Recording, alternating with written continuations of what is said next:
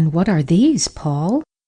asked Evelyn, opening a tarnished gold box and examining its contents curiously.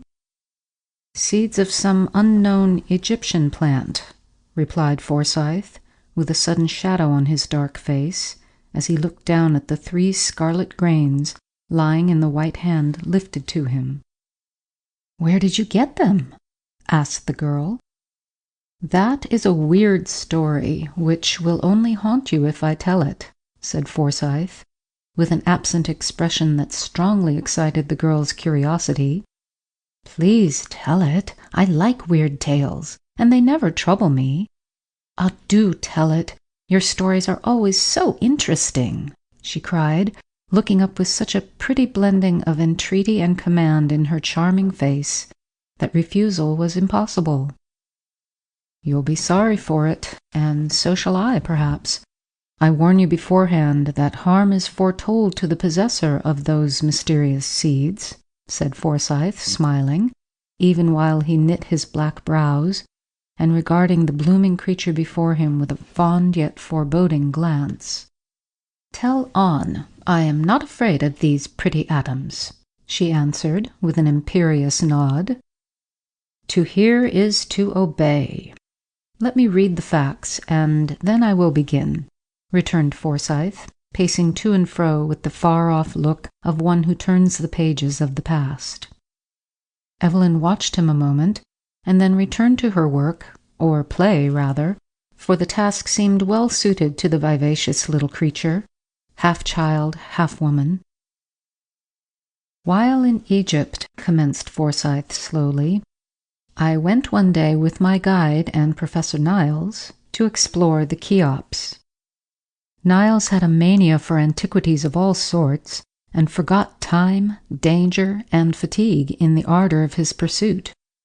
We rummaged up and down the narrow passages, half choked with dust and close air, reading inscriptions on the walls, stumbling over shattered mummy cases, or coming face to face with some shriveled specimen perched like a hobgoblin on the little shelves where the dead used to be stowed away for ages. I was desperately tired after a few hours of it, and begged the professor to return. But he was bent on exploring certain places, and would not desist. We had but one guide, so I was forced to stay.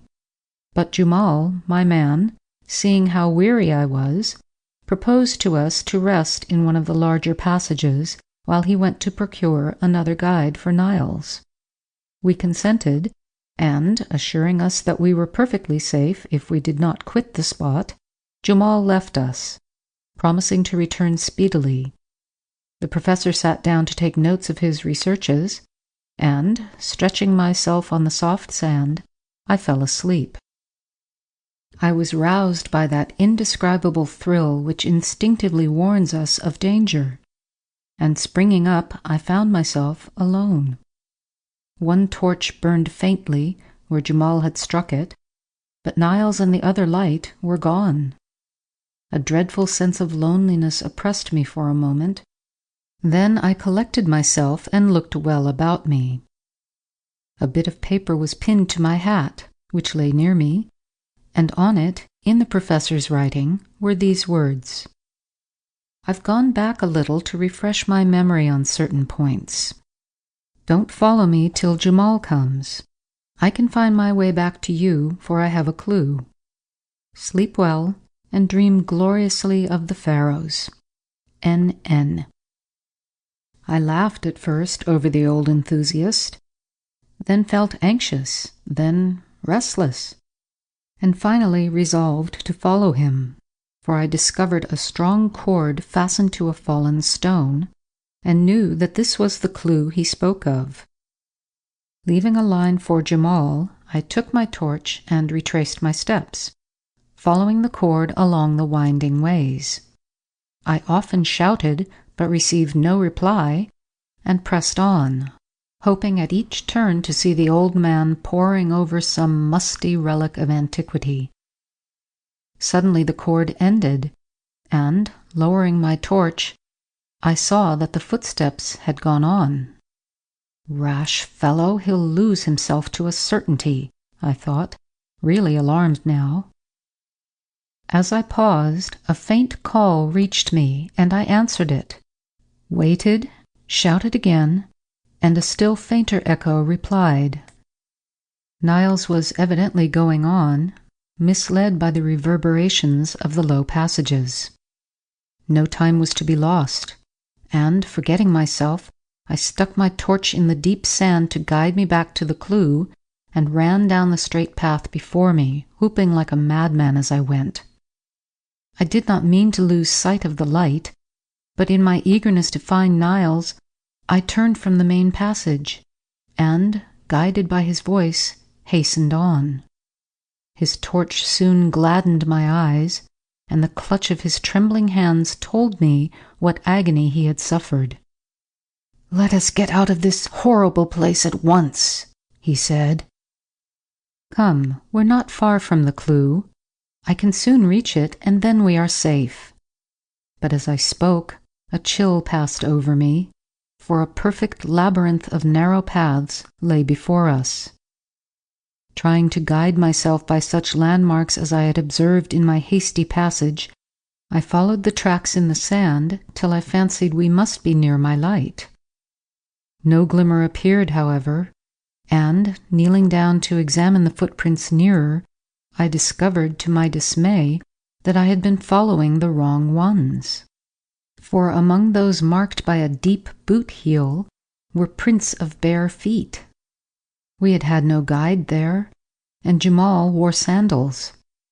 Rising, I confronted Niles with the one despairing word, "Lost," as I pointed from the treacherous sand to the fast-waning light. I thought the old man would be overwhelmed, but to my surprise, he grew quite calm and steady, thought a moment, and then went on, saying quietly, "Other men have passed here before us. Let us follow their steps, for, if I do not greatly err, they lead toward great passages where one's way is easily found." On we went, bravely, till a misstep threw the professor violently to the ground with a broken leg, and nearly extinguished the torch. It was a horrible predicament, and I gave up all hope as I sat beside the poor fellow, who lay exhausted with fatigue, remorse, and pain, for I would not leave him. "Paul," he said suddenly, "if you will not go on, there is one more effort we can make. I remember hearing that a party lost, as we are, saved themselves by building a fire. The smoke penetrated further than sound or light, and the guide's quick wit understood the unusual mist. He followed it and rescued the party. Make a fire and trust to Jamal." "A fire without wood?" I began, but he pointed to a shelf behind me, which had escaped me in the gloom, and on it I saw a slender mummy case. I understood him, for these dry cases, which lie about in hundreds, are freely used as firewood. Reaching up, I pulled it down, believing it to be empty, but as it fell, it burst open, and out rolled a mummy. Accustomed as I was to such sights, it startled me a little, for danger had unstrung my nerves. Laying the little brown chrysalis aside, I smashed the case, lit the pile with my torch, and soon a light cloud of smoke drifted down the 3 passages which diverged from the cell-like place where we had paused. While busied with the fire, Niles, forgetful of pain and peril, had dragged the mummy nearer, and was examining it with the interest of a man whose ruling passion was strong, even in death. "Come and help me unroll this. I have always longed to be the first to see and secure the curious treasures put away among the folds of these uncanny winding sheets. This is a woman, and we may find something rare and precious here," he said, beginning to unfold the outer coverings, from which a strange aromatic odor came. Reluctantly I obeyed, for to me there was something sacred in the bones of this unknown woman. But, To beguile the time and amuse the poor fellow, I lent a hand, wondering as I worked if this dark, ugly thing had ever been a lovely, soft-eyed Egyptian girl. From the fibrous folds of the wrappings dropped precious gums and spices, which half intoxicated us with their potent breath, antique coins, and a curious jewel or two, which Niles eagerly examined. All the bandages but one were cut off at last, and a small head laid bare, round which still hung great plaits of what had once been luxuriant hair. The shriveled hands were folded on the breast, and clasped in them lay that gold box. "Ah!" cried Evelyn, dropping it from her rosy palm with a shudder. "Nay, don't reject the poor little mummy's treasure. I never have quite forgiven myself for stealing it, or for burning her," said Forsyth, painting rapidly, as if the recollection of that experience lent energy to his hand. "Burning her? Oh, Paul, what do you mean?" asked the girl, sitting up with a face full of excitement. "I'll tell you. While busied with Madame la Momie, our fire had burned low, for the dry case went like tinder. A faint, far-off sound made our hearts leap, and Niles cried out, 'Pile on the wood! Jamal is tracking us! Don't let the smoke fail now, or we are lost!' There is no more wood. The case was very small and is all gone," I answered, tearing off such of my garments as would burn readily and piling them upon the embers. Niles did the same, but the light fabrics were quickly consumed and made no smoke. "Burn that," commanded the professor, pointing to the mummy. I hesitated a moment. Again came the faint echo of a horn. Life was dear to me. A few dry bones might save us, and I obeyed him in silence. A dull blaze sprung up, and a heavy smoke rose from the burning mummy, rolling in volumes through the low passages and threatening to suffocate us with its fragrant mist. My brain grew dizzy, the light danced before my eyes, strange phantoms seemed to people the air, and, in the act of asking Niles why he gasped and looked so pale, I lost consciousness. Evelyn drew a long breath and put away the scented toys from her lap, as if their odor oppressed her. Forsyth's swarthy face was all aglow with the excitement of his story, and his black eyes glittered as he added, with a quick laugh, "That's all.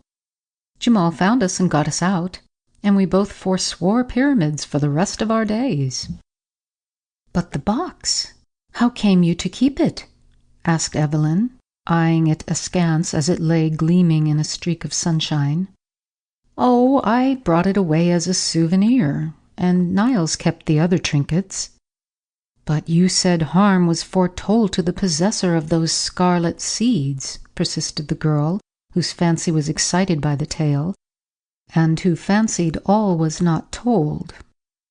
Among his spoils, Niles found a bit of parchment, which he deciphered, and this inscription said that the mummy we had so ungallantly burned was that of a famous sorceress, who bequeathed her curse to whoever should disturb her rest. Of course, I don't believe that curse has anything to do with it, but it's a fact that Niles never prospered from that day. He says it's because he has never recovered from the fall and fright, and I dare say it is so.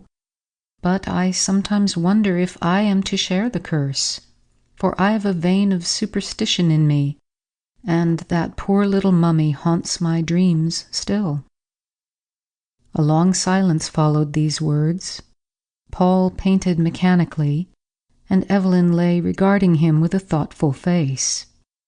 But gloomy fancies were as foreign to her nature as shadows are to noonday, and presently she laughed a cheery laugh, saying as she took up the box again, "Why don't you plant them, and see what wondrous flower they will bear?" I doubt if they would bear anything after lying in a mummy's hand for centuries, replied Forsyth gravely. Let me plant them and try. You know wheat has sprouted and grown that was taken from a mummy's coffin. Why should not these pretty seeds? I should so like to watch them grow. May I, Paul? No, I'd rather leave that experiment untried. I have a queer feeling about the matter, and don't want to meddle myself, or let anyone I love meddle with these seeds. They may be some horrible poison, or possess some evil power, for the sorceress evidently valued them, since she clutched them fast, even in her tomb. Now you are foolishly superstitious, and I laugh at you. Be generous. Give me one seed just to learn if it will grow. See, I'll pay for it. And Evelyn, who now stood beside him, dropped a kiss on his forehead as she made her request, with the most engaging air. But Forsyth would not yield. He smiled and returned the embrace with lover-like warmth, then flung the seeds into the fire and gave her back the golden box, saying tenderly, My darling, I'll fill it with diamonds or bonbons if you please, but I will not let you play with that witch's spells. You've enough of your own, so forget the pretty seeds and see what a light of the harem I've made of you. Evelyn frowned and smiled, and presently the lovers were out in the spring sunshine, reveling in their own happy hopes, untroubled by one foreboding fear. 2. I have a little surprise for you, love, said Forsyth as he greeted his cousin 3 months later on the morning of his wedding day. And I have one for you, she answered, smiling faintly. How pale you are, and how thin you grow! All this bridal bustle is too much for you, Evelyn, he said with fond anxiety, as he watched the strange pallor of her face and pressed the wasted little hand in his. I am so tired, she said, and leaned her head wearily on her lover's breast. Neither sleep, food, nor air gives me strength, and a curious mist seems to cloud my mind at times. Mamma says it is the heat, but I shiver even in the sun, while at night I burn with fever. Paul, dear, I'm glad you are going to take me away to lead a quiet, happy life with you, but I'm afraid it will be a very short one. My fanciful little wife, you are tired and nervous with all this worry, but a few weeks of rest in the country will give us back our blooming Eve again. Have you no curiosity to learn my surprise? He asked, to change her thoughts. The vacant look stealing over the girl's face gave place to one of interest, but as she listened it seemed to require an effort to fix her mind on her lover's words. You remember the day we rummaged in the old cabinet? Yes, and a smile touched her lips for a moment. And how you wanted to plant those queer red seeds I stole from the mummy? I remember, and her eyes kindled with sudden fire. Well, I tossed them into the fire, as I thought, and gave you the box. But when I went back to cover up my picture and found one of those seeds on the rug, a sudden fancy to gratify your whim led me to send it to Niles and ask him to plant and report on its progress. Today I hear from him for the first time, and he reports that the seed has grown marvelously, has budded, and that he intends to take the first flower, if it blooms in time, to a meeting of famous scientific men, after which he will send me its true name and the plant itself. From his description it must be very curious, and I'm impatient to see it. You need not wait. I can show you the flower in its bloom. And Evelyn beckoned with the méchant smile so long a stranger to her lips. Much amazed, Forsyth followed her to her own little boudoir, and there, standing in the sunshine, was the unknown plant. Almost rank in their luxuriance were the vivid green leaves on the slender purple stems, and, rising from the midst, one ghostly white flower, shaped like the head of a hooded snake, with scarlet stamens like forked tongues, and on the petals glittered spots like dew. A strange, uncanny flower. Has it any odor? Asked Forsyth, bending to examine it, and forgetting in his interest to ask how it came there. None, and that disappoints me. I am so fond of perfumes, answered the girl, caressing the green leaves, which trembled at her touch, while the purple stems deepened their tint. Now tell me about it, said Forsyth, after standing silent for several minutes.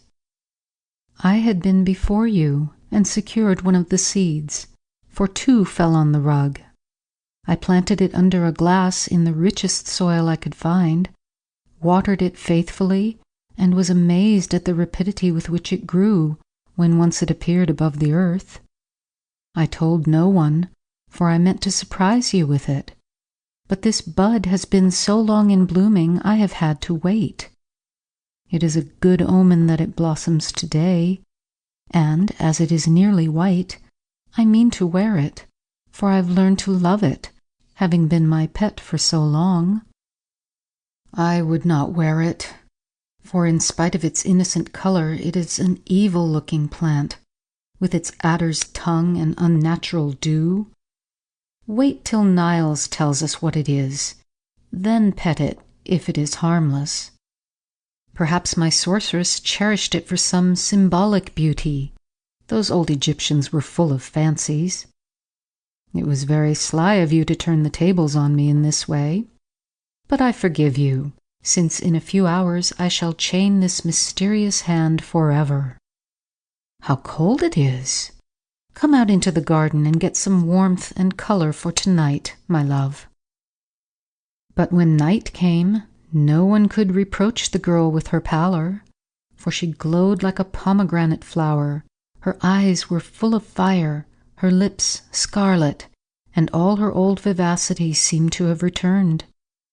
A more brilliant bride never blushed under a misty veil, and when her lover saw her, he was absolutely startled by the almost unearthly beauty which transformed the pale, languid creature of the morning into this radiant woman. They were married, and if love, many blessings, and all good gifts lavishly showered upon them could make them happy, then this young pair were truly blessed. But even in the rapture of the moment that made her his, Forsyth observed how icy cold was the little hand he held, how feverish the deep color on the soft cheek he kissed, and what a strange fire burned in the tender eyes that looked so wistfully at him. Blithe and beautiful as a spirit, the smiling bride played her part in all the festivities of that long evening, and when at last light, life, and color began to fade, the loving eyes that watched her thought it but the natural weariness of the hour. As the last guest departed, Forsyth was met by a servant, who gave him a letter marked "Haste." Tearing it open, he read these lines from a friend of the professor's. Dear Sir, poor Niles died suddenly 2 days ago, while at the scientific club, and his last words were, "Tell Paul Forsyth to beware of the mummy's curse, for this fatal flower has killed me." The circumstances of his death were so peculiar that I add them as a sequel to this message. For several months, as he told us, he had been watching an unknown plant, and that evening he brought us the flower to examine. Other matters of interest absorbed us till a late hour, and the plant was forgotten.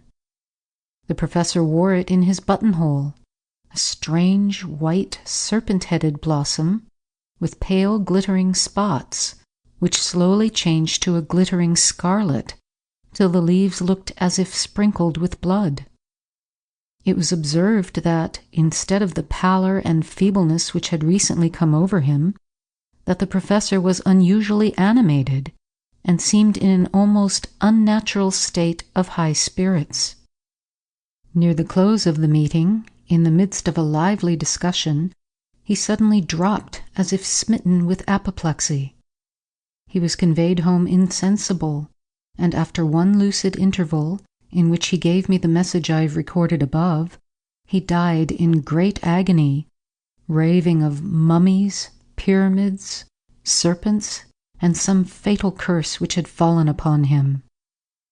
After his death, livid scarlet spots like those on the flower appeared upon his skin, and he shriveled like a withered leaf.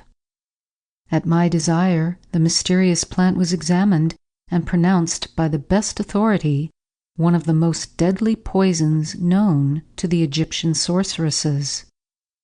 The plant slowly absorbs the vitality of whoever cultivates it, and the blossom, worn for 2 or 3 hours, produces either madness or death. Down dropped the paper from Forsyth's hand.